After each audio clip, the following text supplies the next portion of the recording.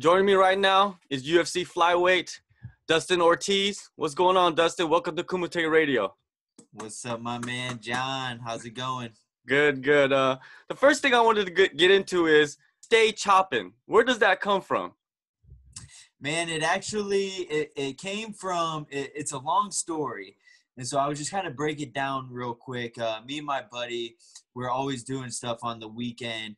And, upon training, most people are resting. They're playing video games. And we're always out doing stuff. So I had a slack line I was going to try out. And I had my axe. I had just fixed the head on it. So I wanted to make sure that I could chop some stuff without it flying off. And so my buddy Mike Rhodes called me. He's like, "Hey man, what are you up to?" I'm like, "I'm headed to the park. I'm gonna go try out this slack line and my axe." So we got the axe and everything, and so I handed the axe to him, and he's carrying the axe. I'm carrying this slack line. So from the people in the park with their children, they're watching. They're looking at us like we're crazy, headed into the woods to find some wood to go chop with an axe. This big old dude with an axe and then this little dude with a bunch of rope. It kind of looks suspicious. So it was a funny thing. I look back and I'm like, whoa, like put the axe down a little bit. And we went and told the guys at the gym the next day. And the one guy's like, "Man, you're always chopping." He's like, "Stay chopping." And then ever since it stuck out to my mind. I was like, that's right. Like I'm always doing something. And from there, I just turned it into my lifestyle, the way I live each and every day, stay chopping. I get up, give thanks, set goals and just, stay on top of what I want and look at the end goal and be able to do what I got to do today to get to where I want to go. That's stay chopping. Yeah, it's something that you can kind of inspire other people with, right? Yeah, absolutely. I'm looking to, inspire to be inspired, you know what I mean? And inspired to inspire other people. And if somebody can look at me and say, "Man, that dude's like getting it. He's always stay chopping." And it's almost like you say, "All right, we'll see you later, man." Like, okay, like stay chopping, like keep on keeping on type of deal. You debuted in the UFC in 2013, and now it's 2018. It's been many years, right? What is Yeah. the difference between you then and now? Oh man, everything from my athletic ability to the way that I think, to the way that I carry myself, the way that I handle business. I actually just watched my fight. My very first UFC fight was in Brazil against a Brazilian guy. It popped up on Facebook as like a memory, and I watched it without any sound, and I was just like, in the heat of the moment, I felt like I was really losing the fight up until the time that I got the finish. But looking back at it, I was like, dude, I was at this guy's neck, like I was answering shots. I was pressing forward, especially for my first time in Brazil. If you ever go over there, the stadium's already packed when you get there. Here in the States and in Vegas, sometimes like they don't get packed until the last 2-3 fights, so to be the first fight of the night and it's already jam-packed, have that pressure against a veteran in the sport already, it was very intimidating. I was just kind of like bug-eyed and couldn't believe that I was there almost. And now it's just like, man, this is my home. Like I visualize it constantly, going in there, walking into the ring, getting to the arena, talking to fans before, everything leading up to it. Just completely different person. And it's amazing that the distance and that I've come, In your 11th fight, career in the UFC, what would you be able to tell somebody that's entering the UFC in 2018 from your experiences to help them, get quicker to where they want to be? Yeah, I would say, do you find what it is that sticks out to you, like stay chopping. You know what I mean? I wish somebody would have said that when I first started, and I could have been like, man, stay chopping is my thing, and go with it. Don't get caught up in the trash talk that's going on to get you into the limelight. I feel like people are making their own fights on Twitter these days, and they're calling out these guys, and then 2 weeks later they're matched up, and I'm like, don't go that route, find something about yourself that people love to see, and go down that road. That would be my advice. Stay true to who you are, and inspiring people and motivating people, and keeping the sport pure. You know what I mean? Like back in the day, it felt like they looked at people and they showed all the hard work of Chuck Liddell, Sean Shirk running with his mask on and doing hill sprints and all this craziness. They showed the hard work in an ice bath, and people loved that. That's what drew the attention. But now it's like it's about who's got the nicest watch, who's hanging with what celebrity, and you know what I mean? It's not really my style. So I would say find what it is about you that you love to do, and you love that sticks out, that's a little bit different than everybody, and go with that. Don't get caught up in the social media aspect and the too much. It be entertaining, but not the entertainment that needs that desperation. What's the word I'm looking for? That desperation focus, So it's kind of like you want to kind of be true to yourself instead of being like an illusion of yourself. Yeah, absolutely. You got to be able to look at yourself and say, that's what I like, and that's what I can improve on. And I feel like over my 11 fights, that's what I've been able to do. People are like, wow, you're a veteran of the UFC, 11 fights. I'm like, man, I'm an up and comer, I'm just getting started, because it took all those wins and those losses to get me to where the mental game is right now of where I'm at, and I just turned 29 years old, and it's like, dude, I'm just coming into like that real strength that, it showed in my last one, that knockout power, and now I have all those fights as knowledge that I'm bringing into this next fight. So, yeah, man, it's an exciting thing. Was that knockout against Hector Sandoval, was that the highest moment so far in your UFC career? I would say it's one of the highest for sure. I would say another high point was, getting the first fight, getting in there and getting the TKO finish.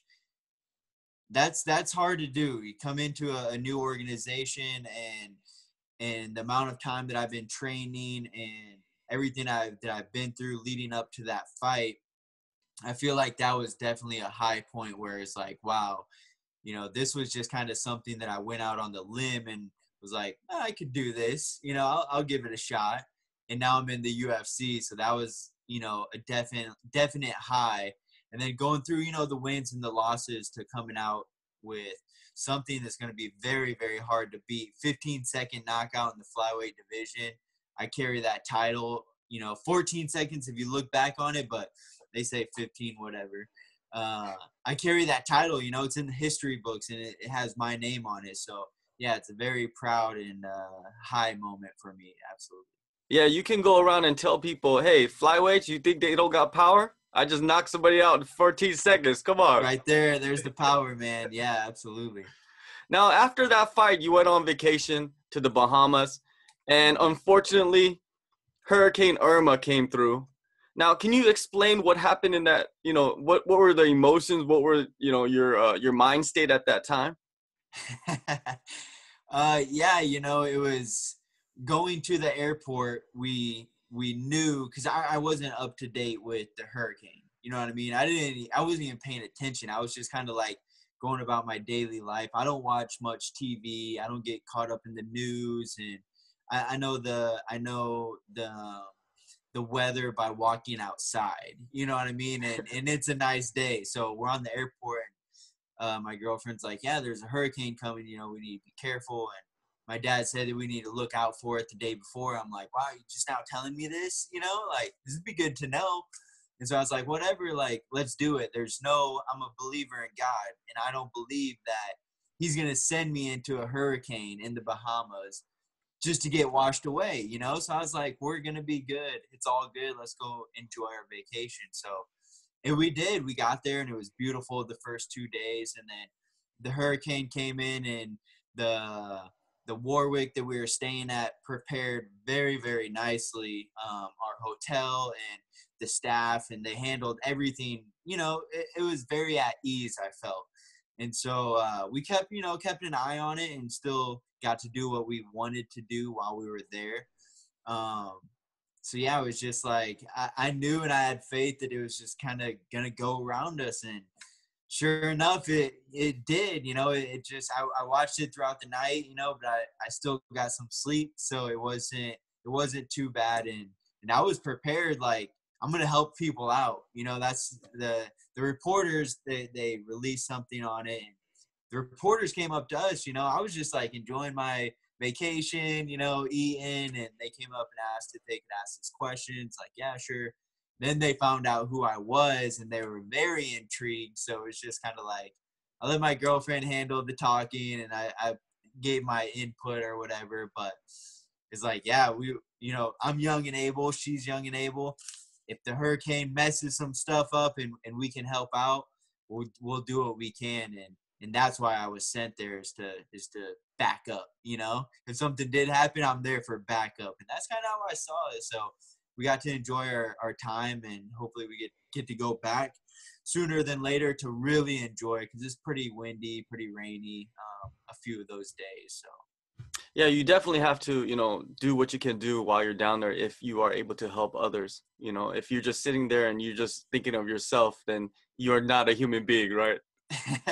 Yeah, and you know what? It was crazy because we were on a small island at first, and then we were moving right before the hurricane got to us. We're moving to a bigger island, and it's really a crazy thing to see people. They after our flight, there was no more flights out of this specific airport. So it was crazy to see the people kind of like, I'm getting on, and I don't care if you do or not. So we had some people kind of shoving and trying to get on. I'm like, hey, we all got tickets here. It's all going to be okay. So to sit back and let those people go so that they could have a peace of mind, it's something crazy. It really is. Yeah. Now you have, your fight coming up at UFC 220 against Alexandre Pantoja. Do you sit there and break film down of the fighter before you go into camp? Yeah, absolutely. I feel like I know the flyweight division pretty well, and he's definitely one of the tougher guys that came off of the show. I'm pretty sure he was ranked number 1 going into the show. Yeah. And yeah, he's somebody that I've always kind of had an eye on. I have an eye on all the guys just because I've fought so many people already. The new guys coming in, those are going to be the ones that I have to fight, the ones that are making a name for themselves, that for some reason think that they're going to leapfrog me into a title shot. So I keep my eye on these guys, and when I got the call or whatever, we broke down the fight, what he's good at, what I'm good at, his strengths, his weaknesses, my strengths, my weaknesses, what I can do to win the fight. And then, it's just a bunch of drilling and game planning and continuing to go over certain aspects of his game and of my game. And ultimately, at the end of the day, just working on me, bettering myself and what I can do to make sure I'm performing at peak condition. Because at the end of the day, I don't care what he comes in and does. I got to be focused on what I'm in there to do and get the job done. At the highest level, a lot of guys look at, each other's performances and they admire something about certain fighters. Now, when you look at your opponent, is there something you kind of admire about them? Like they do something really well? No, I admire the fact that they're getting into the cage and throwing down, they're scrapping, basically to the death. You know what I mean? Like, people can get seriously injured doing this sport, and my Twitter is just full of guys getting injured cutting weight, and that's half the battle for a lot of these guys, even more than half the battle. I would say it's like 80% of it is making weight, and then 20% is the fight. You know what I mean? So when I look at guys and admire anything that they do, it's just the fact that they're getting in there and doing this. You know, this is not an easy occupation to have, and to get in there and get it down. I respect any and everyone to all levels. You know, I don't care how good you are and how not so good you are. Much respect to that. And when it comes to the fighting skills, you know, everybody's a little different. So I just kind of focus on myself and what I do best at, and go in there and do that. I'm not going to sit here and be like, dude, he's good at this, like, and let that play on my mind, because that don't do nothing for me. So, it's just the pure fact that he's willing to get in there. I guess that plays with the mental aspect of the game, like you said earlier. Like, you mentally, you're at another, you know, place in your fighting. You know, it kind of relates to that, right? Yeah, absolutely. It all's got to work as one. You know, your body's got to be in tune with your mind. Your mind's got to be in tune with your body and your soul even. You know, the belief has to be there that you can win, you know, and that plays a huge part on a lot of fighters. They start doubting themselves. And when you do that, you got to question, like, why'd you even sign up then? You know, why are you even doing you could be working a different job where it's so much easier to wake up and go to work, you know? So why don't you just do that if you're questioning yourself now? So you're like, well, because I don't want to do that. I want to do this. And then you just answered your own question. So you're saying, yeah, I do want to do this. Like, let's go get after it. If you could compare your opponent at UFC 220 to any previous opponents, is there anybody that's kind of similar to him? Yeah, you know, I was actually just thinking about that because I do that from time to time, compare, you know, like, who have I fought? Who has he fought? Who do I train with? Who does he train with?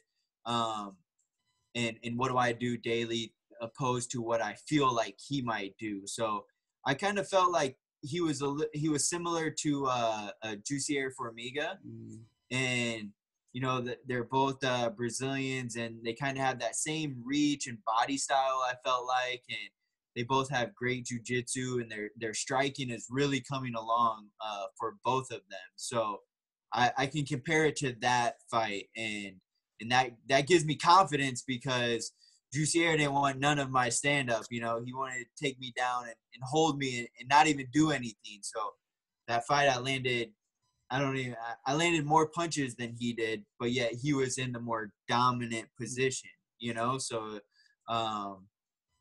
I would compare him to that fight, you know, and as range goes, because I'm a shorter, little stockier kind of fighter. I don't have the long range that some of these 25ers have. And when it comes to that, there's no doubt, because I fought, you know, Justin Scoggins, I fought Willie Gates. I mean, these dudes had serious reach, you know, a reach advantage on me, and I was able to deal with both of them in a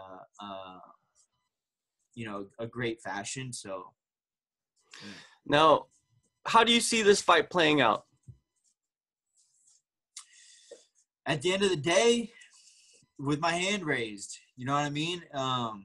I have the capabilities of knocking him out. I have the capabilities of submitting him. I have the capabilities of TKOing him in the first, second, and third round, you know, and I have the capabilities of going in there and just grinding this dude out. I can win in every aspect. So it's just a victory. That's what, you know, I visualize the victory time and time and time and time and time and time again, until I'm just convinced myself, like, okay, I got to go in there and just do that work, you know, and I can, like I said, finish the fight at any time. It's just which one will arise, which occasion will arise, which opportunity will arise. I'm not sure, you know, nobody is. And that's why we fight. That's why people are addicted to the game, to the fight life, because you never know what's going to happen. And you can sit here and say, oh, this guy's going to win.